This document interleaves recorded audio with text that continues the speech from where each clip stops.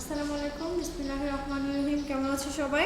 আশা করি সবাই ভালো আছো, সুস্থ আছো, সবাই বাসায় আছো, ভালো মতো পড়ালেখা করছো। আমি একটু তোমাদের সাথে আলোচনা করি। আজকে আমাদের প্রাথমিক বিজ্ঞান ক্লাস 5-এর প্রাথমিক বিজ্ঞান আমরা করছি।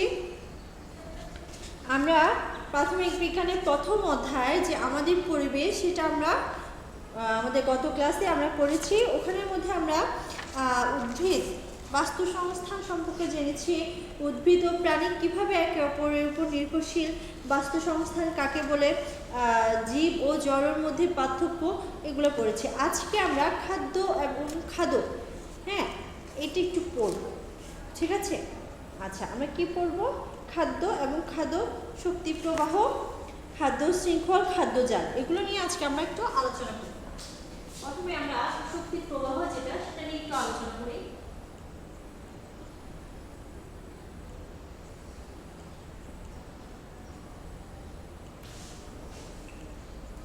শক্তি প্রবাহ, বেঁচে থাকার জন্য জীবের শক্তির প্রয়োজন। বেঁচে থাকার জন্য জীবের শক্তি প্রয়োজন। উদ্ভিদ সূর্য থেকে শক্তি পায়।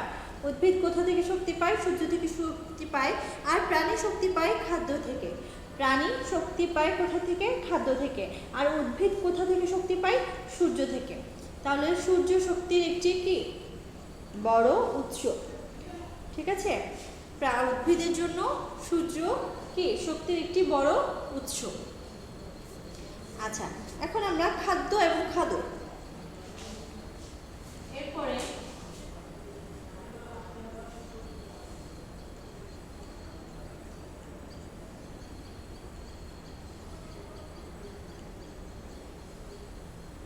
আমরা এটা আলোচনা করলাম। আমরা এখন খাদ্য ও খাদক, ঠিক আছে, এটা একটু আলোচনা করব। দেখো এখানে একটা পিকচার আছে, তোমরা দূর থেকে দেখতে পাচ্ছ কিনা? পিকচার আছে, দেখো এখানে খাদ্য এবং খাদকের মধ্যে কি যেটা সম্পর্ক, কে খায়, ঠিক আছে? এক নিচে দেখানো ছকের মতো খাতায় একটি ছক তৈরি করো। এখানে এই ছকটা দেখো, এই যে। আচ্ছা, এরপর হচ্ছে খাদ্য শৃঙ্খল। দেখো খাদ্য এবং খাদক, এখানে বোঝাচ্ছে যে সাপ ব্যাঙ খাচ্ছে, আবার সাপকে কি খাচ্ছে? ঈগল খাচ্ছে, ঠিক আছে?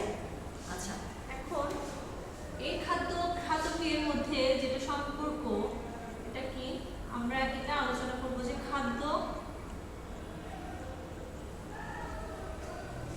শৃঙ্খল।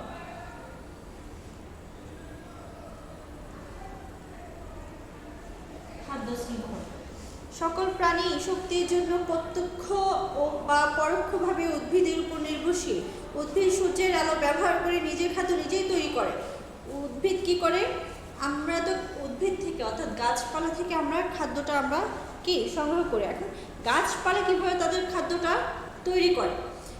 তারা উদ্ভিদ সূর্যের আলো ব্যবহার করে নিজের খাদ্য নিজেই তৈরি করে। আমরা নিজের খাদ্য তো নিজে তৈরি করতে পারি না, আমরা উদ্ভিদের উপর নির্ভরশীল। উদ্ভিদ কি করে? সূর্যের আলো, হ্যাঁ, সূর্যের আলোর থেকে কি করে? আলো ব্যবহার করে নিজের খাদ্য নিজেই তৈরি করে। পোকামাকড় উদ্ভিদ খেয়ে বেঁচে থাকে। তাহলে খাদ্য শৃঙ্খলটা একটু আমরা বলি। প্রথমে আমরা পোকামাকড় থেকে করি। পোকামাকড় কি খায়? উদ্ভিদ, ঠিক আছে? উদ্ভিদ খায়। পোকামাকড় উদ্ভিদ খেয়ে বেঁচে থাকে। আবার ব্যাঙ পোকামাকড়কে খাদ্য হিসেবে গ্রহণ করে। আবার এই পোকামাকড়কে কি খায়? ব্যাঙ। ব্যাঙ কাকে খায়? এই পোকামাকড়কে খায়। আচ্ছা, এইভাবে সাপ ব্যাঙ খায়। আবার এই ব্যাঙটাকে কে খায়?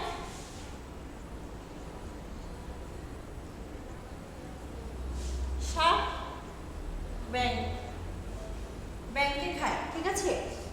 এইভাবে সাপ ব্যাঙ খায় এবং ঈগল সাপ খায়। আবার সাপকে কি খায়? ঈগল।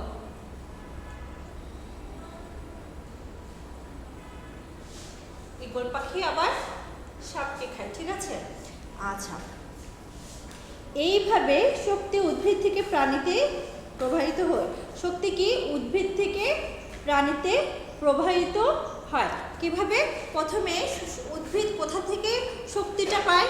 শক্তিটা পায় সূর্যের আলো থেকে উদ্ভিদ শক্তি পায়। যে শক্তিটা পায় ওটা যখন উদ্ভিদ কি পোকামাকড় যখন উদ্ভিদ খায় তখন কি ওই শক্তিটা পোকামাকড়ের মধ্যে চলে যায়। আবার পোকামাকড়কে কি খায়? ব্যাঙ খায়। ব্যাঙকে কি খায়? সাপ খায়। সাপকে কি খায়? ঈগল খায়। এভাবে যে খাদ্যকে শক্তিগুলো কি একটা থেকে একটাতে ট্রান্সফার হতে থাকে, সরবরাহ হতে থাকে। ঠিক আছে, এভাবে কি হয় যে এভাবে শক্তি উদ্ভিদ থেকে প্রাণীতে প্রভাবিত হয়। আচ্ছা, বাস্তু সংস্থানে উদ্ভিদ থেকে প্রাণীতে শক্তি প্রভাবের এই ধারাবাহিক প্রক্রিয়া হলো খাদ্য শৃঙ্খল। কি হচ্ছে? কি বলতেছে? বাস্তু সংস্থানে। বাস্তু সংস্থা আমরা কি পড়েছি? বাস্তু সংস্থানে আমরা পড়েছি যে জীব ও জড়ের মধ্যে পরিবেশের। হ্যাঁ, তাহলে এটা আমরা একটু রিভাইজ করে দেখি। জীব বেঁচে থাকার জন্য পরিবেশের বিভিন্ন জড়বস্তুর উপর নির্ভরশীল। কোনো স্থানে সকল জীব ও জড় এবং তাদের মধ্যকার পারস্পরিক ক্রিয়াই হলো এই স্থানের বাস্তু সংস্থান। আবার এই বাস্তু সংস্থান এখানে কি বলছে যে বাস্তু সংস্থানের উদ্ভিদ থেকে প্রাণীতে শক্তি প্রবাহের এই ধারাবাহিক প্রক্রিয়া হলো খাদ্য শৃঙ্খল। সবুজ উদ্ভিদ থেকে প্রতিটি খাদ্য শৃঙ্খলের শুরু হয়। খাদ্য শৃঙ্খল কোথা থেকে শুরু হয়? সবুজ উদ্ভিদ থেকেই খাদ্য শৃঙ্খলটা শুরু হয়। আমরা যদি একটু ছক করে আমরা একটু দেখি, আমরা এভাবে যখন বুঝতে পারতেছি না।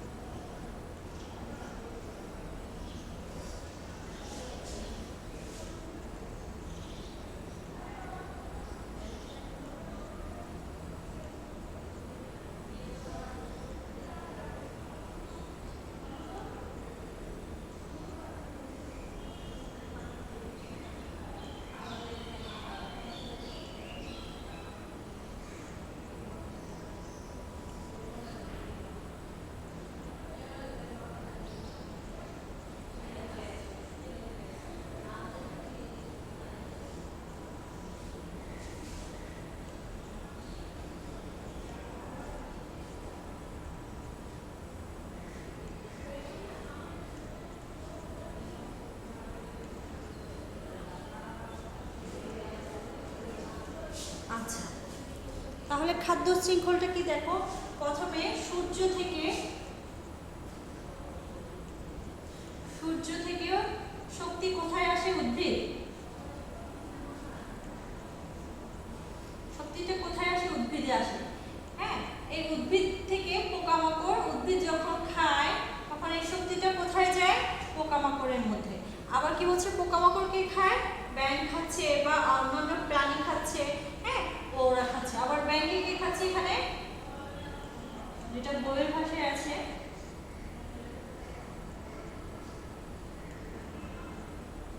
আবার সাপ খাচ্ছে। ঠিক আছে, আবার সাপ থেকে ঈগল পাখি,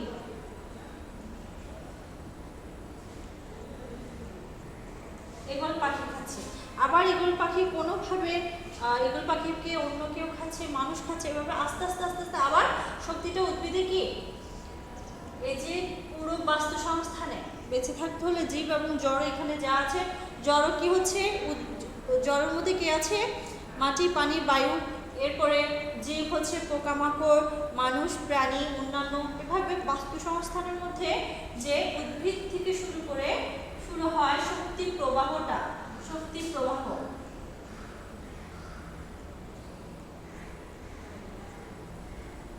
শক্তি প্রবাহটা যে এভাবে ঘুরে আসতে থাকে সেটাই হচ্ছে কি খাদ্য শৃঙ্খল। সেটাই হচ্ছে কি খাদ্য শৃঙ্খল। সহজভাবে যদি আমরা বুঝি যে উদ্ভিদ থেকে প্রথমে পোকামাকড়, এরপর কোনোভাবে জীবজন্তু থেকে পাখি, পশু পাখি, এভাবে আবার মানুষের মধ্যে এভাবে কি উদ্ভিদের যে শক্তিটা সূর্য থেকে উদ্ভিদ পাচ্ছে, এভাবে একটার পর একটা যে সিরিয়ালে আসে শক্তির প্রবাহটা হয়, ওটা হচ্ছে কি আমাদের খাদ্য শৃঙ্খল।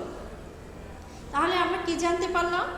আমরা জানতে পারলাম যে খাদ্য শৃঙ্খলের মধ্যে যে কোন প্রাণী একটা স্টেপ বাই স্টেপ অর্থাৎ ধাপ ধাপ করে কি শক্তির প্রবাহটা হয়, খাদ্য শৃঙ্খলটা এভাবে কি গঠিত হয়। হ্যাঁ, একজন আরেকজনের উপর নির্ভর করে খাদ্য শৃঙ্খলের যে প্রবাহটা এটা ধারাবাহিকভাবে চলতে থাকে। ঠিক আছে, এরপর আসছি যে খাদ্যজাল।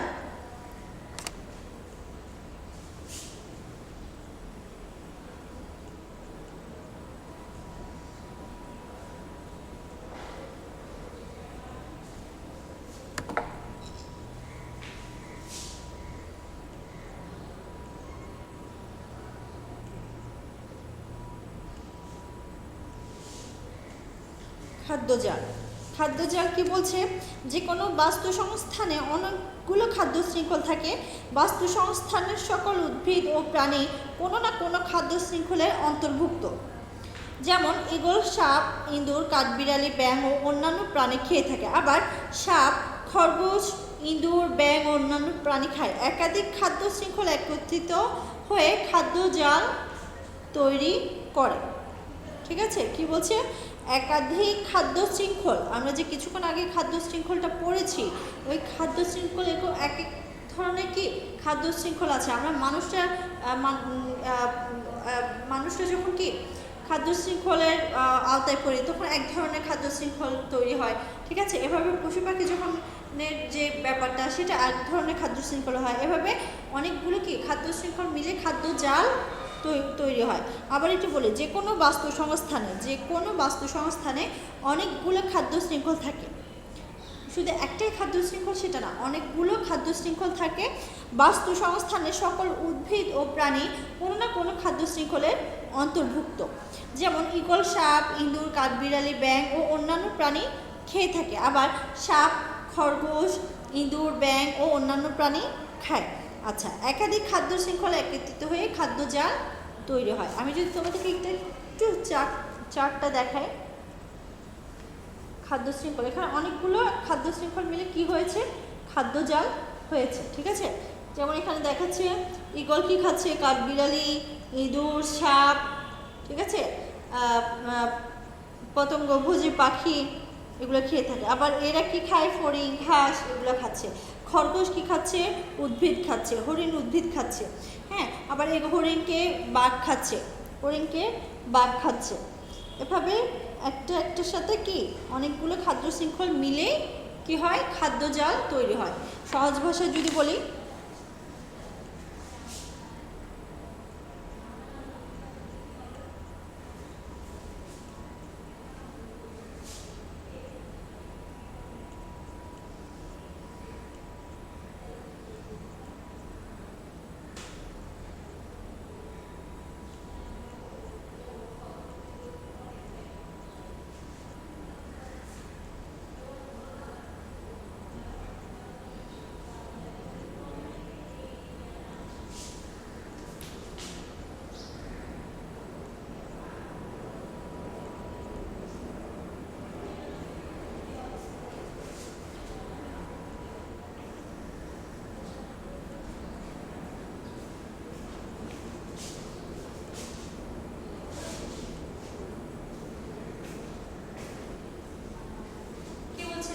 খাদ্য শৃঙ্খলা একত্রিত হয়ে তৈরি হয় খাদ্যজাল। আমরা যদি সহজে এক কথায় কথাটা লিখতে যাই, ঠিক আছে? আচ্ছা, তাহলে আজকে আমরা কি কি জানতে পারলাম? আমরা জেনেছি যে খাদ্যের মধ্যে খাবারটা কে খাচ্ছে, খাদ্য আর খাদকের মধ্যে সম্পর্কটা জানলাম। এরপর আমরা খাদ্য শৃঙ্খলের যে ব্যাপারটা সেটা আমরা জানতে পারলাম, যে খাদ্য শৃঙ্খল কীভাবে গঠিত হয়, কিভাবে প্রক্রিয়াধীন, একটার পর একটা ধাপ বাই ধাপ এটা চলতে থাকে। আবার খাদ্যজাল, এই যে খাদ্য শৃঙ্খল যেগুলো থাকে, বিভিন্ন ধরনের খাদ্য শৃঙ্খল একত্রিত হয়ে তৈরি হয় কি খাদ্যজাল। তাহলে আজকে আমাদের এই প্রথম অধ্যায়ের চ্যাপ্টারটা আমরা শেষ করেছি, অর্থাৎ পরে আমরা ভিতরে জেনেছি যে অ্যাকচুয়ালি কোনটা কিসের উপর নির্ভরশীল করছে। আচ্ছা, আজকে আমরা যা যা জেনেছি আমরা একটু নোট করে যদি দেখি যে আমরা কি কি জানতে পেরেছি, আমরা একটু দেখি তো।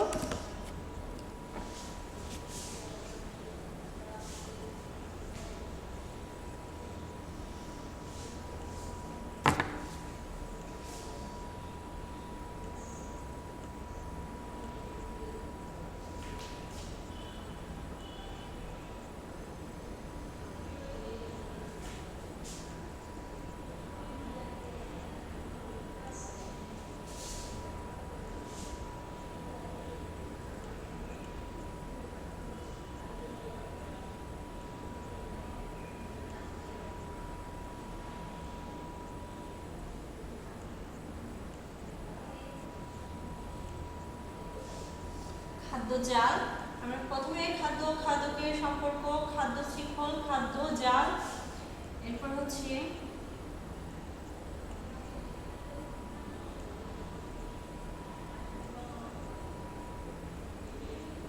শক্তির প্রবাহ। শক্তির মূল উৎস কি?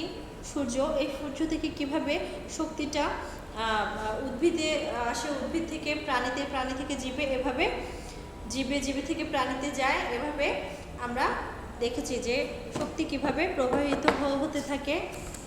এরপরে খাদ্য শৃঙ্খল। আমি আবার একটু বলছি যে খাদ্য শৃঙ্খলটা কি? সকল প্রাণী শক্তির জন্য প্রত্যক্ষ বা পরোক্ষভাবে কিসের উপর নির্ভর করে হচ্ছে উদ্ভিদের উপর নির্ভর করে।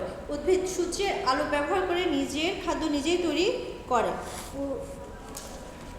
পোকামাকড় উদ্ভিদ খেয়ে বেঁচে থাকে, আবার ব্যাঙ পোকামাকড়কে খাদ্য হিসেবে গ্রহণ করে। এইভাবে সাপ ব্যাঙ খায় এবং ঈগল সাপ খায়। এভাবে শক্তি উদ্ভিদ থেকে প্রাণীতে প্রবাহিত হয়। বাস্তু সংস্থানে উদ্ভিদ থেকে প্রাণীতে শক্তি প্রবাহের এই ধারাবাহিক প্রক্রিয়া হলো খাদ্য শৃঙ্খল। তাহলে খাদ্য শৃঙ্খল কি?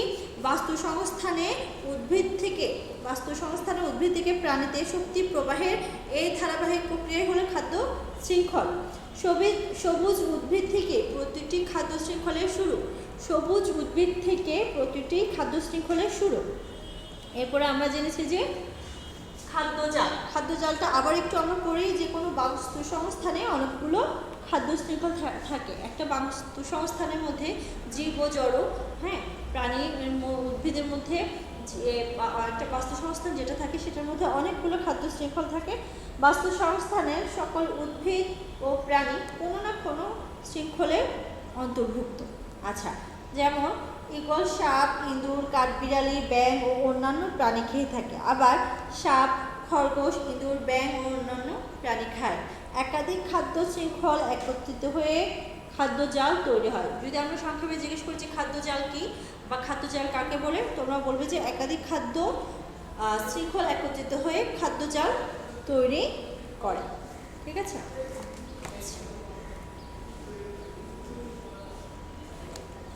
এখন আমরা একটু তোমাদেরকে দেখাই যে আমাদের পাঠ শেষ করার পর আমরা রিডিং যা পড়েছি এটার পরে আমাদের কিছু প্রশ্ন থাকে, সঠিক উত্তর থাকে, তারপর এখানে সংক্ষিপ্ত প্রশ্ন আছে, বর্ণনামূলক প্রশ্ন আছে। ঠিক আছে, এখন আমরা একটু যাই। না, আমার এগুলো সব আমার।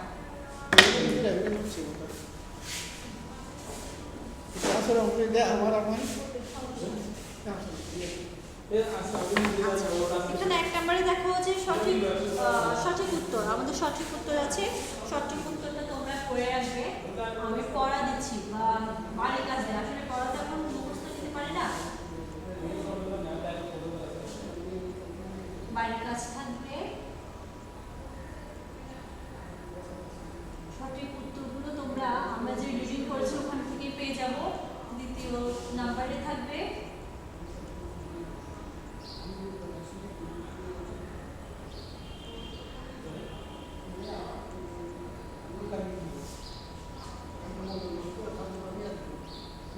সংক্ষিপ্ত প্রশ্ন। ঠিক আছে, সংক্ষিপ্ত প্রশ্নগুলো তোমাদের পড়া থাকবে। প্রশ্নগুলো আমি একটু বলে দিই যে কি প্রশ্ন আছে। খাদ্যজাল ও খাদ্য শৃঙ্খলের মধ্যে পার্থক্য। খাদ্যজাল ও খাদ্য শৃঙ্খল, আমরা কিন্তু খাদ্য শৃঙ্খল, অনেকগুলো খাদ্য শৃঙ্খল একত্রিত হয়ে কি হয়? খাদ্যজাল হয়। এটা প্রথম পয়েন্টটা আমরা পেয়ে গিয়েছি। ঠিক আছে, আচ্ছা, এটা থাকলো সংক্ষিপ্ত প্রশ্নের মধ্যে ক, যেটা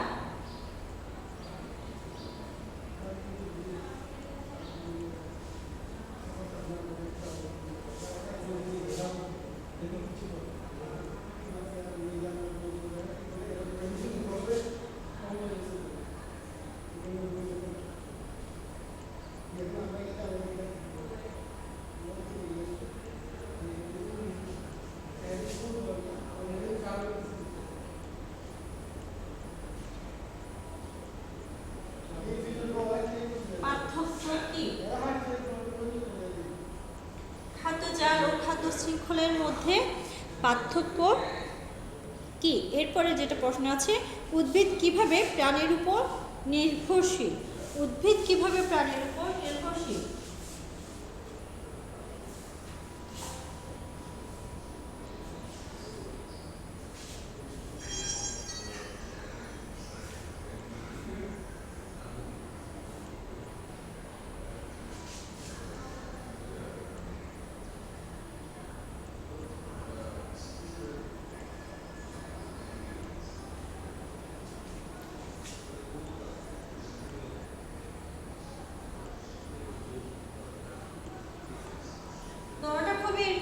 প্রশ্ন। আচ্ছা, আমরা মনে করি যে আমরা কিসের উপর নির্ভরশীল? উদ্ভিদের উপর নির্ভরশীল। মানুষ খাদ্য পায় কোথা থেকে? উদ্ভিদ থেকে। এখন প্রশ্নটা হচ্ছে উদ্ভিদ প্রাণীর উপর কিভাবে নির্ভরশীল। দেখো, আমরা পড়েছি যে আমরা কার্বন ডাই অক্সাইড কী করি? নিঃশ্বাসের সাথে কার্বন ডাই অক্সাইড ত্যাগ করি। আমরা কার্বন ডাই অক্সাইড ত্যাগ করি এবং গাছ অক্সিজেন ত্যাগ করে। গাছ যে অক্সিজেন ত্যাগ করে সেটা আমরা শ্বাস যখন নেই তখন কি আমরা অক্সিজেনটা নিই। হ্যাঁ, আবার গাছে আমাদের যেরকম শ্বাস প্রশ্বাসের প্রয়োজন ঠিক তেমনি গাছেরও কি প্রয়োজন। তাহলে ওরা যে কার্বন ডাই অক্সাইডটা ত্যাগ করে, তাহলে ওদের কিছু গ্রহণ করার, অক্সিজেন ত্যাগ করে ওদের কিছু গ্রহণ করার প্রয়োজন। ওরা কি গ্রহণ করে? ওরা কার্বন ডাই অক্সাইডটা গ্রহণ করে। ঠিক আছে, তাহলে উদ্ভিদ আমাদের উপর কীভাবে নির্ভরশীল? আমরা যে কার্বন ডাই অক্সাইড ত্যাগ করি উদ্ভিদ সেটা গ্রহণ করে। আচ্ছা, এটা হচ্ছে আমি একটা পয়েন্ট তোমাদেরকে বলে দিয়েছি। আরগুলো পয়েন্টগুলো তোমরা পড়ে মেমোরাইজ করে মুখস্থ করে তোমরা কি করবে? নোট ডাউন করবে। অর্থাৎ তোমরা বাড়ির কাজ করবে, এই প্রশ্ন দুইটা শিখে মুখস্থ করে ভালো করে বুঝে নোট করবে। আর নেক্সট ক্লাসে তোমরা যদি এই দুটোর প্রশ্নের মধ্যে কোনো কিছু না বুঝো, যে ম্যাডাম এই লাইনটা আছে এভাবে আমি বুঝতে পারছি না, তাহলে আমাকে একটু বলবে যে ম্যাডাম এই লাইনটা আমাদেরকে একটু বোঝাই দেন। ঠিক আছে? আর আমি বারবার বলছি যে অনলাইন ক্লাসগুলো খুবই গুরুত্বপূর্ণ। হ্যাঁ, অনলাইন ক্লাসগুলো খুবই গুরুত্বপূর্ণ, এগুলো করতে হবে। তোমরা নিয়মিত আমাদের সাথে অনলাইনে যে ক্লাসগুলো আমরা করাচ্ছি আমাদের সাথে অ্যাড হবে। কারণ যদি না করো তাহলে কি একটা যে ধারাবাহিক পড়ালেখার ওই ধারাবাহিকতাটা নষ্ট হয়ে যাবে। তোমরাও যখন প্রশ্ন হবে তোমরা তখন ঠিকভাবে আনসার করতে পারবে না, কারণ ক্লাসগুলো দেখছো না যে অ্যাকচুয়ালি কী হচ্ছে সেটা বুঝতে পারতেছো না। কোথা থেকে প্রশ্ন হবে, প্রশ্ন কি চেঞ্জ হবে কি না, বা কী ধরনের আমরা প্রশ্ন করছি, এগুলো তোমরা একটা সুস্থ ধারণাটা পরীক্ষার সময় পাবে না। ঠিক আছে? তাহলে অনলাইন ক্লাসগুলো খুবই গুরুত্বপূর্ণ। আমি বারবার বলছি, যারা অভিভাবক আছেন আপনারা দয়া করে বাচ্চাদেরকে যে অনলাইনে ক্লাসগুলো হচ্ছে ওগুলোতে কন্টিনিউ বাচ্চাদেরকে ক্লাস করাবে। আজকে এতটুকুই। সবাই ভালো থাকবা, সুস্থ থাকবা। আল্লাহ হাফিজ।